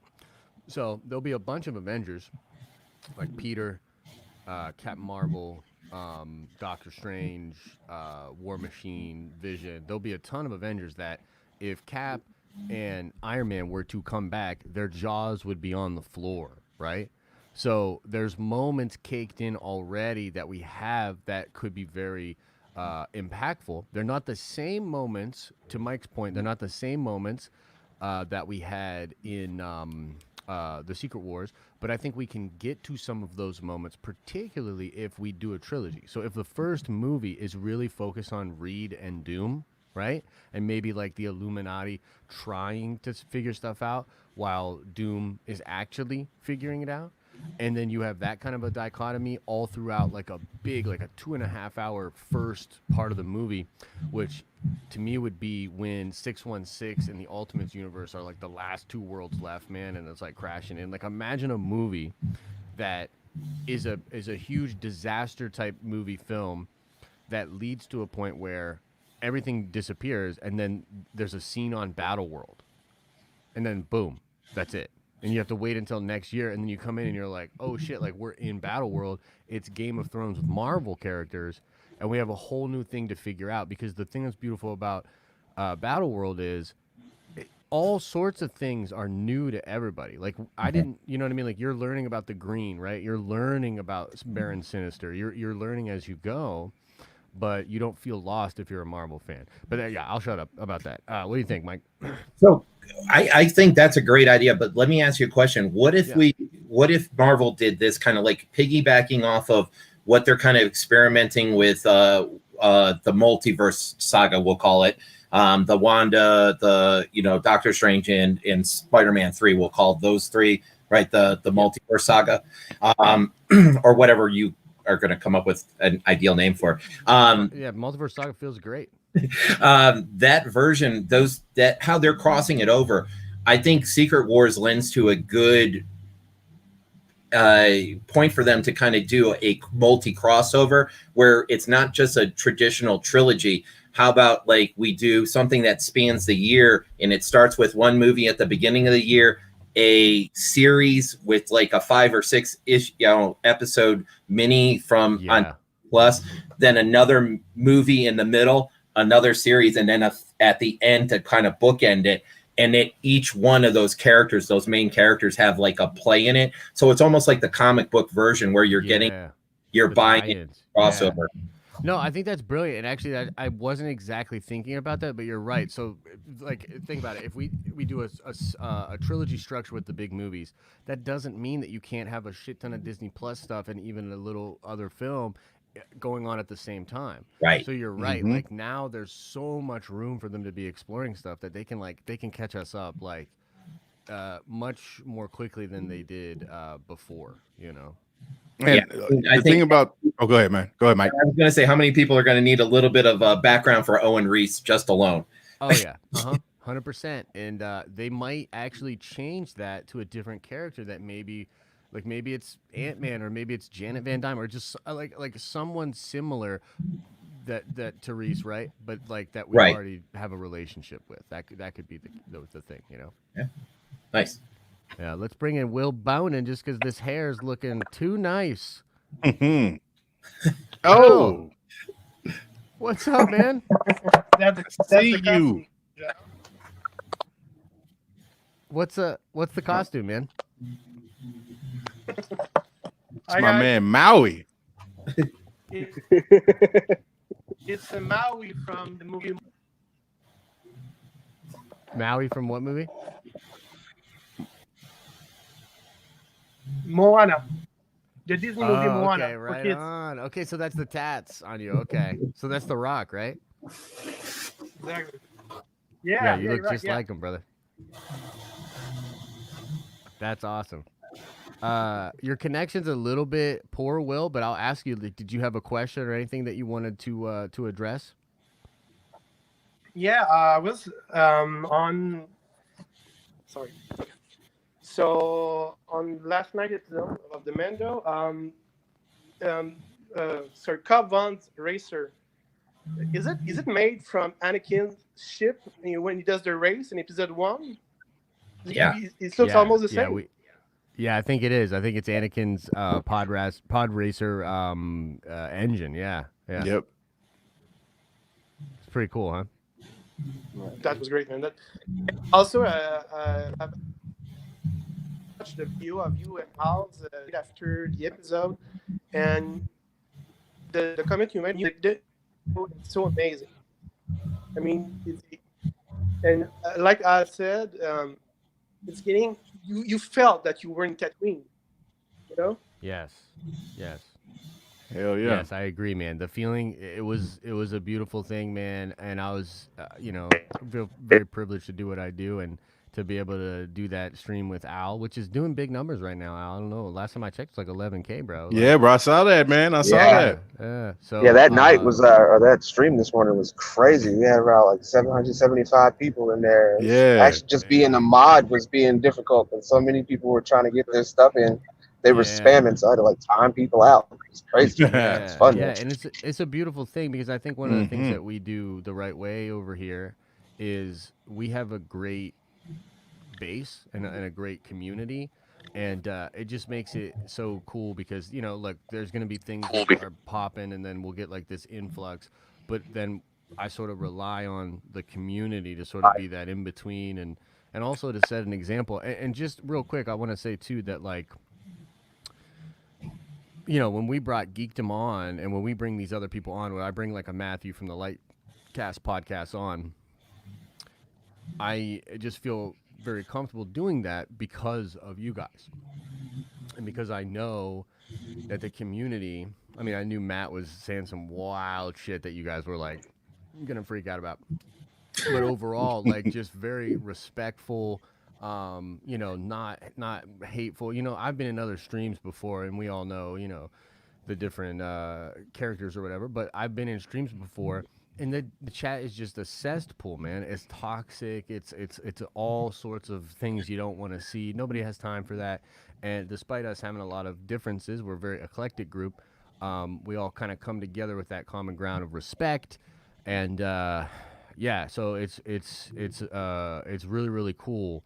And so it feels like to me when we win, it's like really like we're winning. You know what I mean? Like I feel like we have a big stream this morning. Everybody's pumped about it. Everybody's pumped about it. It feels like we're winning, and that is something that I don't think a lot of channels, brands, businesses, whatever, actually have. And so, yeah, it's a beautiful thing, man. I'm very happy to be a part of this community, man. For real. To kind of add to that, it's nice seeing it grow too, right? Like the bound or the bump that you're seeing from being on Theory, and you and Theory partnering up, which is awesome. I love the show, guys. And his community is amazing community. I think they fit very well with us. And I think, seeing a lot of those guys starting to, and girls kind of jumping in there in our chats in the morning and seeing them in live, is really nice seeing it grow like that. So I think you should be very proud of it. It's definitely becoming great. Yeah, no, dude, I feel you. You know what the funny thing was too, and this is just such a like me thing, right? But like I knew there was a moment this week where I was like, man, we have really made some progress, because after I made the stream where I put Ahsoka in a MAGA hat, and after we got through that shit, I was like, whoa, things are different. You know what I mean? That's what's up. Like literally leading up to that shit, I was like, bro, you don't want to be doing this. You know what I mean? Like that. I'm like having that talk. I'm like, you don't want to be doing this. You know what I mean? And then, I did it. And really, there wasn't really, you know what I mean? Like it really was. It's almost like most of you guys already knew it had to be a Josh thing. You know what I mean? So you guys weren't necessarily triggered that hard by it, which, by the way, is funny, because people got mad at me when I first started doing like wild shit like that. Like, remember, what was the one? I've done so many wild ones where it's clearly clickbait, but it's kind of like making fun of clickbait at the same time. But I don't know if the reception of that video would have been the same had we not joked around like that before, right? So it's kind of like this funny thing that happens. But after that video and that stream, I realized something. I was like, man, we've got a community of people that are really tuned in, dude. Like, they're really tuned in, and there must be something special going on over here. Otherwise, like, I don't know if that stream goes that way. You know what I mean? So I think it's something more than that, right? It's not just a nerd community, with which we are very much so, right? I mean, but there's a lot of intelligence in our community. I mean, the communication and the conversation is right. Like it's top notch. We're talking about stuff that is out there. It's beyond what the community is kind of focused on a lot of times, especially and kudos to you. You lead us there. You take us there, and you don't see that in any of the other shows out there. It's a lot of the scene, right? They're playing to the YouTube algorithms, like you said, and they don't, you take a lot of chances, and you have a lot of deep conversations with us, and you respect our intelligence. And I think that's one of the things that really grows our community and makes it a stronger one. Yeah, no, I really appreciate that, man. I always say too, I do feel like we've got like literally one of the smartest just communities. Like literally just a lot of really sharp people, and there's opinionated people for sure. I'm one of them. Yeah, but I think what's so funny too is even through that, I really do believe we've gotten to this really interesting point where, like we can, I don't know, we've just spent enough time together that we can look past some of the usual entries to getting along. Some of the bullshit, like the dressing, right? Whether it's Rob having a Trump hat on, or somebody saying something very very left leaning in a chat or whatever. For the most part, we've gotten to the place where I don't know, like it's not a thing. Like we're not triggered by that. We know what it is. We know what time it is. And that is something that I initially wanted to do with the Gray Order, right? So it's just so cool to see our ability as a community to start to do that. Outside of that, and we just do it as the Den of Nerds with the Nerd Vengers. I mean, like it legitimately feels like we're doing something really cool that I had wanted to do before, and now we're kind of doing it almost easier too. You know what I mean? It's wild, dude. It's wild. I got a question for Alan and Travis here too. Like with Mando last night. So I know on After Dark the other night we were talking about why wouldn't Boba go get his armor and stuff. So like in the middle of watching the show last night and then again tonight, or was it this morning? It was this. That's right. It was 2 a.m. Yep. Like 2 a.m. in the morning, bro. Yeah. So 3 for me. Right. Fact. 3 for my man. Did it kind of dawned on me? Do you think maybe Boba didn't go back for his helmet because he's respecting the Mando way? His helmet's been removed and he can't put it back on. So I've been thinking about this all day, right? And one of the things that I think I'm starting to realize, or that I'm starting to really lean towards, is something that like this Boba shit is way bigger than anybody realizes. Yeah. And it's not just about the armor, it's not just about the Mandalorian.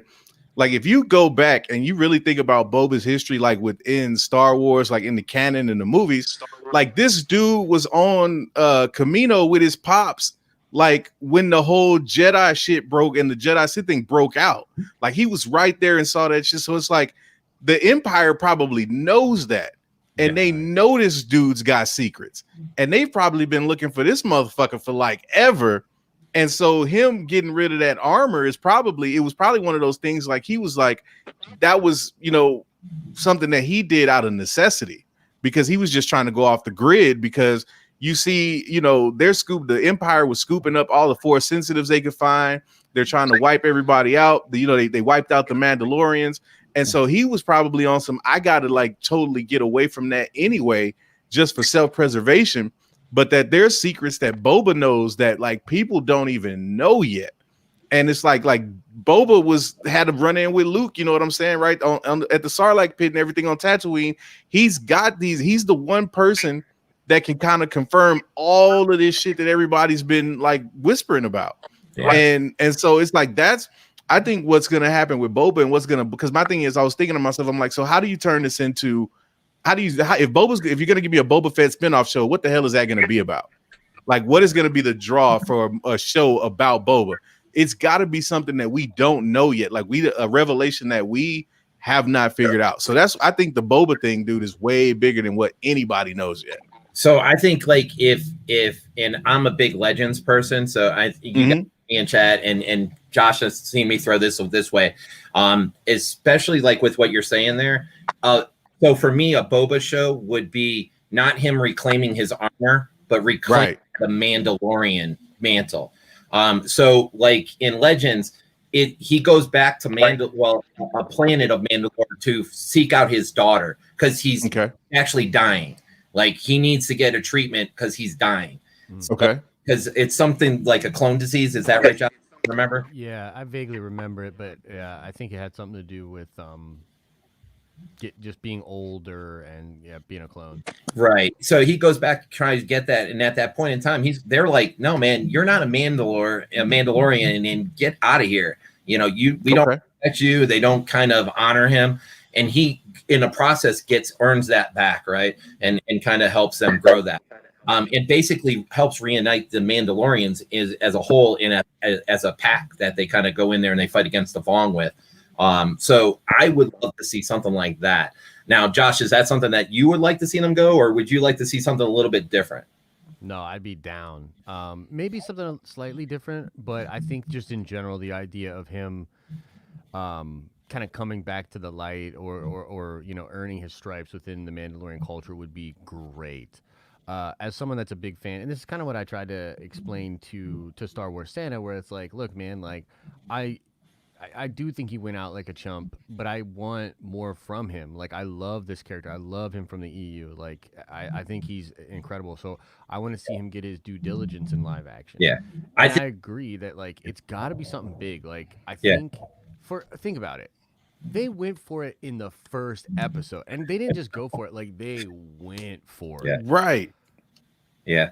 I think us had thrown in the chat the other day that, they would have loved to seen the Dengar thing. Like if more people would have seen how actually Boba Fett and Dengar escaped the Sarlacc pit out of the book, like that's some good stuff, man. Like those two, that I would love to have seen, Boba and Dengar in the bottom of the pit trying to figure out how they get out of there, and then they do, and kind of thing, or see that crap dragon come in and eat them and spit them out. Yeah, that'd be really cool. I really do hope they explain that with Boba and coming out, because I think that's a big piece of the puzzle there for sure. Yeah. Now, somebody real quick. Oh, go ahead, Lavis. Go ahead, bro. I'd like to see a little more of Boba Fett and him get a little redemption in the Mandalorian. And it's called the Mandalorian, so it doesn't necessarily have to be just about Din Djarin's character. They can bring in other Mandalorians and give them whatever type of story that they have. So I'd like to see them do something more with that. So at least the people who are fans of Boba Fett can have someone that they look up to. You know what I'm saying? I know a lot of people, they like him, but the way he went out, they're like, they need to do something better. So this could be their chance. It didn't seem like those guys. It was like he was looking at it. It's like, man, like he had tabs on his armor the whole time as Cobb Vamp. But as soon as like Mando was pulling away, he's like, oh snap, that's an actual Mandalorian. I might have to go get my hands on this thing before I never see my armor again. And then maybe that's how he bumps into some of the lore, like with the child and everything, kind of being able to understand that. But I don't know. I kind of got the feeling like that personal draw was like, oh snap, like my armor might be leaving the planet here. I might need to hop up on that and get it back. Yeah. And I was watching it again, Al, because you had kind of got me on this thing where I was like, is this motherfucker one of the Sand people? Like, you know what I mean? Yeah. I was watching. I don't think he is, bro. Like, his robe is very dark. Yeah. At the end, and all of the Sand Peoples have very light clothing. So I was saying I thought he might be at first. Right. Like as I was watching the show, I was expecting him to be, but no, I think at the end of the show, I don't think he was one of them. I think he was definitely something else. By the time we got to the end of the show, I was just expecting it. Like thinking as we were watching the show, I was just thinking to myself, if this motherfucker Boba show up as a sand person, I'm gonna lose my shit. I know. But well, then I took that thought into the next one. I was like, well, when I watched it again, I was looking out for it because I was like, if that is real, like I want to see it, I got you. I got a question. What's up? So what's the name of the actress that's supposed to be playing that mystery character in there that we all think is Sabine? Sasha Banks. Sasha Banks. Yeah. So do y'all think that Boba Fett and her character are entwined because they both were wearing those dark robes, or you think they're completely separate and might just meet I up? don't think I think I'm going with Josh on this one. I don't think those robes are real. I think they're computer animated to cover her up. Yeah, that's what I think too. I think that those. Oh, okay. Yeah, there's like some artificing. Which, by the way, the lizard people or remember that there was that lizard person that they found in the frame. No, I don't know if you guys saw it. So it was in one of the it was in the same trailer. You can see a shot of like this weird ass, like horrible looking lizard person. Like it looked like something out of the original Star Trek, right? Okay. I think what that was one of the dogs. It was somebody keying. It was just somebody in prosthetics keying for the dogs, and they didn't fully remove it from the frame. And so they probably saw it and they were like, "What the fuck?" But it's an alien. Yeah. But I think it was just placeholding for that for those dogs, and it's the same thing with Sasha. There was artifacting in the file around her head, so a lot of people think that could have been fake with the robes. But I'm real curious about Sabine. I don't know. Like, does she know Boba? Like, there's a big gap there, right? We don't know exactly what was going on. Yo, can I just say, I wonder how many people were watching and thought that it was Boba when he walked into the cantina, and didn't realize it was caught as soon as the helmet popped off. Be like, who is this guy? Like, right. Man.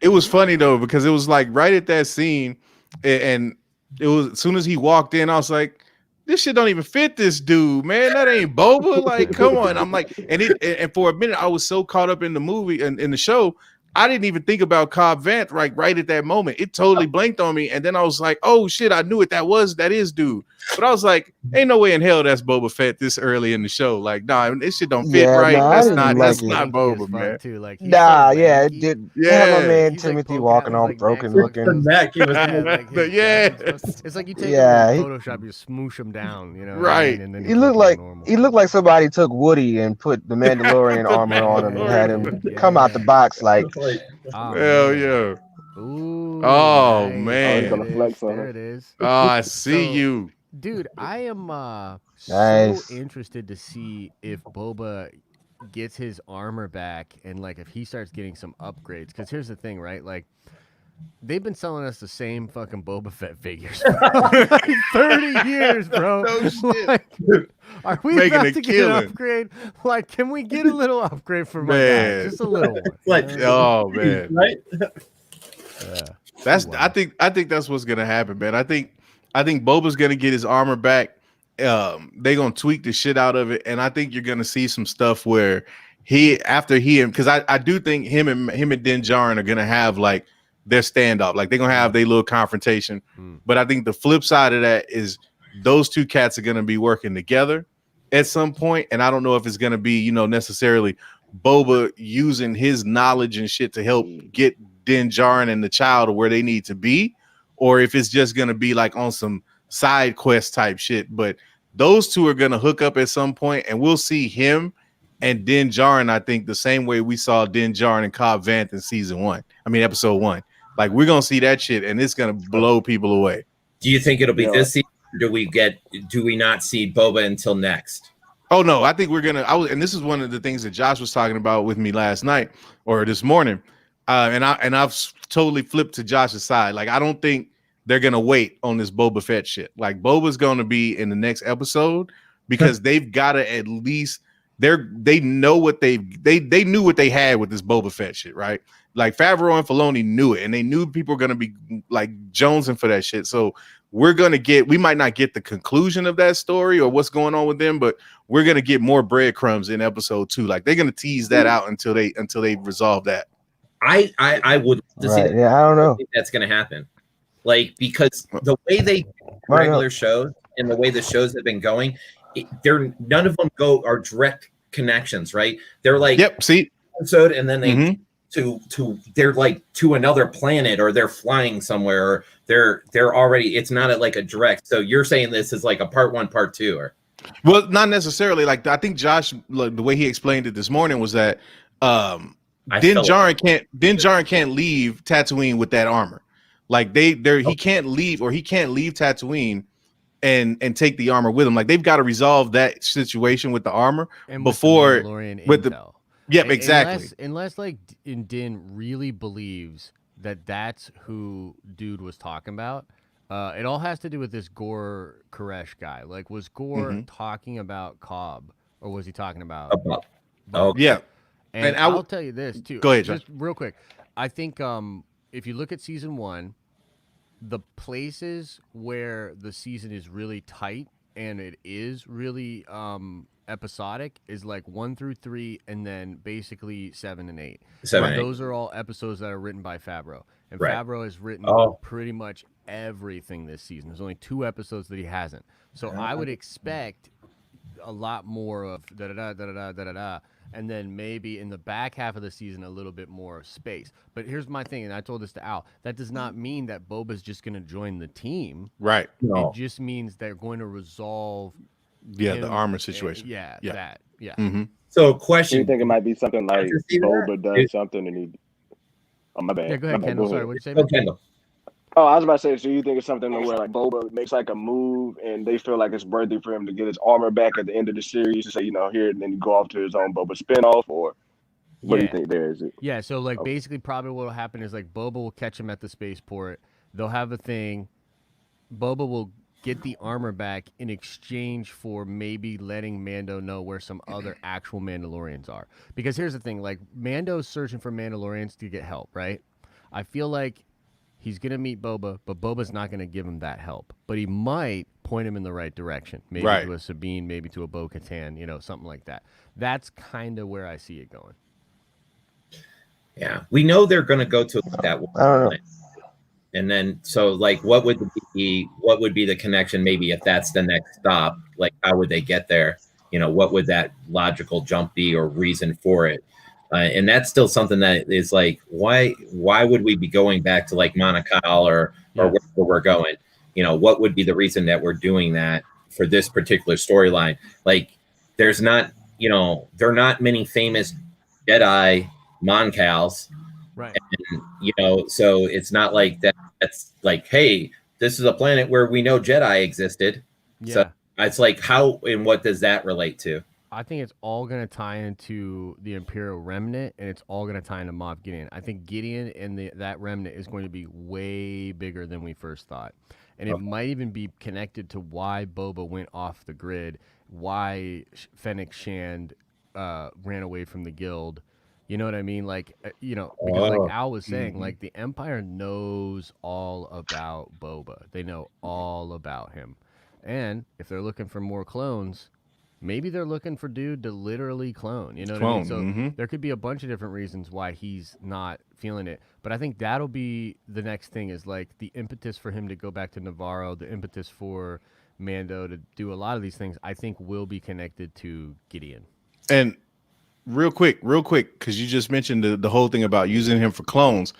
That might even that could definitely tie into the sequel trilogy. Yep. And Palpatine trying to create a clone of himself, and him needing to maybe find out what it was about Boba and how they were able to accomplish that. Like, it could definitely be something like that. You guys kind of triggered something for me too, is like when you said that, maybe, you know, these people like Shan, Fett were all at one point in time working for the Empire. Yeah. Maybe they were conscripting them or pulling them back for the First Order. Like, they were grabbing these people that knew and that they were trying to coalesce back First Order thing, or something along that lines, in order to, you know, make that sequel more relevant. Yeah. No, I think that's a totally fair take. And I just want to say this. This is so much better of a place to be at in this conversation and the things that we're thinking about than leading up to episode 9, right? Where we were like, what do you mean she's a Skywalker? You know, what do you mean Ben gets eaten off the cliff, et cetera, et cetera. So it's just much better to be in the place that we're at right now. And I just think it's so nice, and I'm really grateful for it. So. Absolutely. Hell yeah, man. Was it you've been trying to me say or... something. I feel like I keep cutting you off. Lavis? Who, me? Yeah. Yeah. No, I was just gonna say in the chat, damn it. Earlier about I was just say earlier about Boba Fett when Al was saying what he think was gonna go happen with him. I was just thinking, what if we got both of those? What if Boba Fett meets the Mandalorian and he kind of joins him on his journey a little bit and kind of redeems himself, but then turns his back on him or like double crosses him, because, you know, Boba Fett's been in the middle a little bit. Sometimes he's he's been on the dark side, but he's redeemed himself in certain ways. But at the same time, he's kind of that back and forth character. So, I mean, for story essence, I could see him being a little bit of both on that. I was thinking. No doubt. The only thing I need is brutality. I need Boba to be brutal. I need him to be like John Wick, dude. I would love to see that. I'd love to see that. Yes. But did it seem like it was more badass with the hand-to-hand combat this episode? Like, I don't know, that first scene, like the badassness of the hand-to-hand combat. Like, I felt that at the beginning. That vibro blade shit where he's just like, fap, and then just right into the other dude, like, whoa. Yeah. And if you look at, like, for Boba history too, right? Clone Wars has basically shown Boba as not that honorable of a person. Like, he's not, as a child, you know, growing up in with the guild and or working with all the other bounty hunters, he's not honorable. There's not honorable things. So he's not like where Din is. Everything Din does is to the code. You don't necessarily see Boba ever following the code, right? That's not something you see Boba doing. So there's a big dichotomy between those two. You know, which I think really is nice. It plays off really well. I just don't know if I would really want to see them teamed up or anything more than maybe like a conflict of like, you know, hey, I want my armor back now. Yeah. It's if that dude was holding it for me basically over there where I knew where it was and I could go get it anytime. Like Kendall was kind of like, that was what it seemed like. Boba's like, I know this guy's got it and I can take that dude anytime I want. Yeah. So I'll let him hold on to my armor and let him do his thing. But if I need it, I know where it is and where I can get it.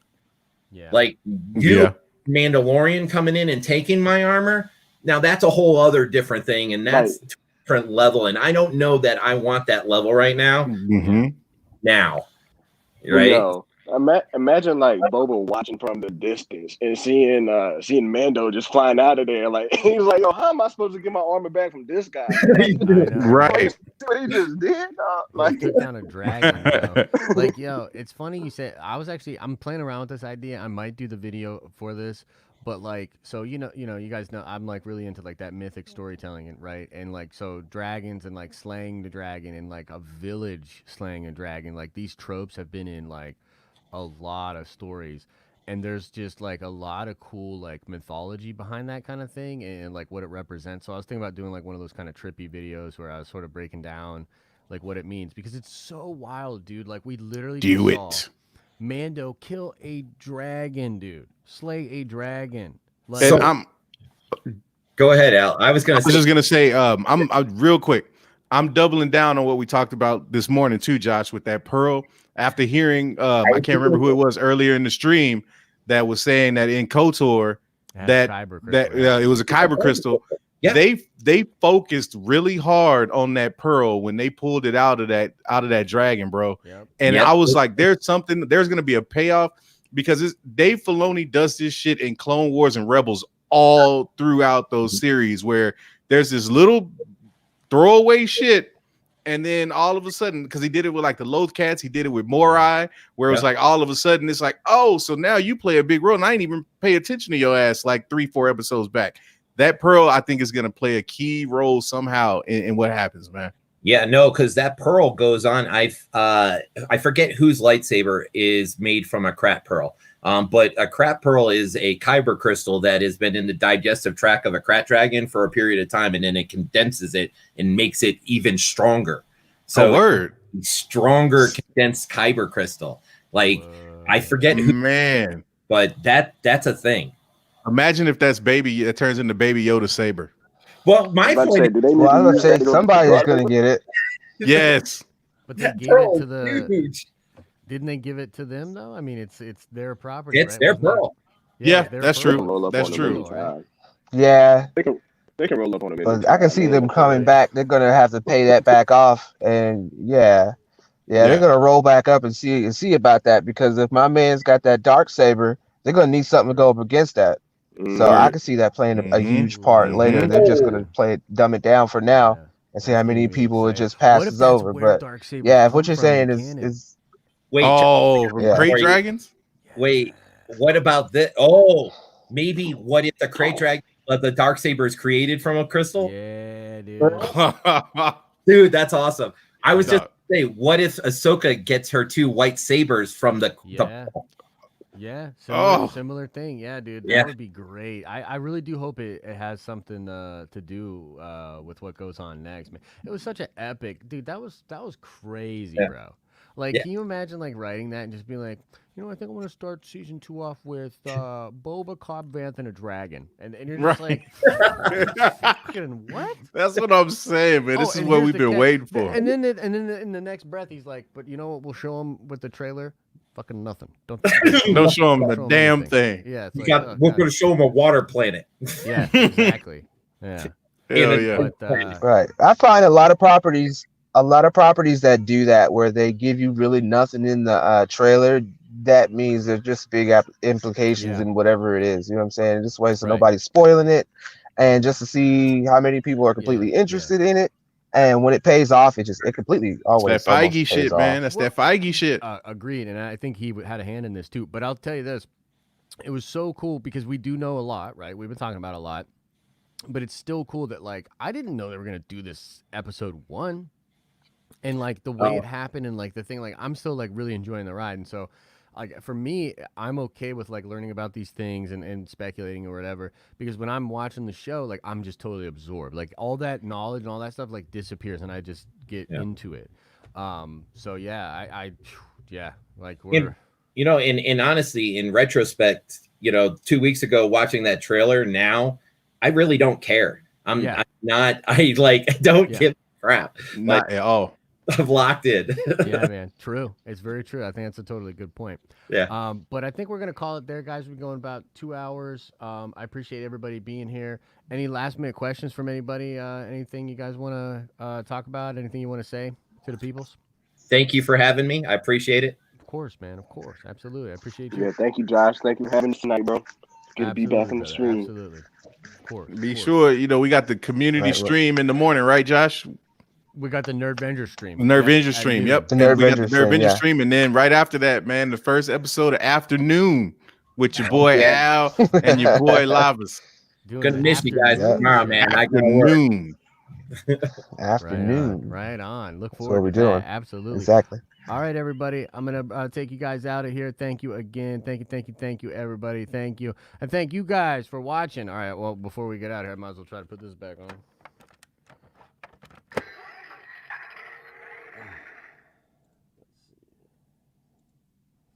Okay. We're going to call it there. Nerdvengers, thank you all so much for being here. This community is incredible. You guys are dope. Love. It's a great time to be a Nerdvenger. It's a great time to be a nerd in general. As I always say, I hope you're having an awesome and a nerdy day, and I'll see you in the next video.